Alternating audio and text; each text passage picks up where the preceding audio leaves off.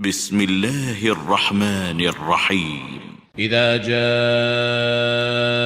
المنافقون قالوا نشهد إنك لرسول الله والله يعلم إنك لرسوله والله يشهد إن المنافقين لكاذبون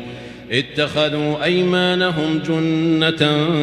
فصدوا عن سبيل الله إنهم ساء ما كانوا يعملون ذلك بأنهم آمنوا ثم كفروا فطبع على قلوبهم فهم لا يفقهون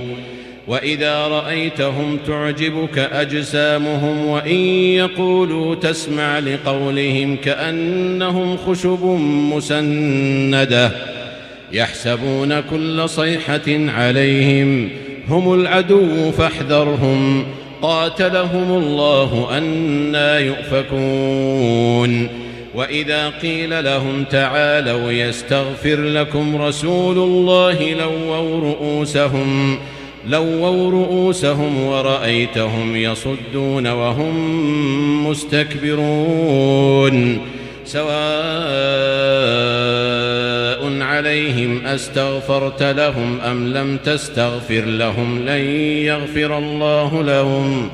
إن الله لا يهدي القوم الفاسقين هم الذين يقولون لا تنفقوا على من عند رسول الله حتى ينفضوا ولله خزائن السماوات والأرض ولكن المنافقين لا يفقهون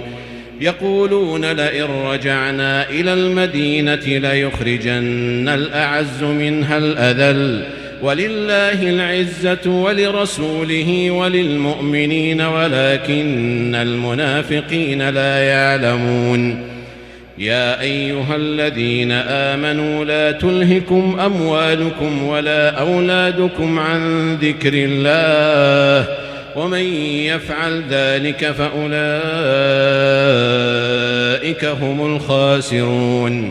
وأنفقوا مما رزقناكم من قبل أن يأتي أحدكم الموت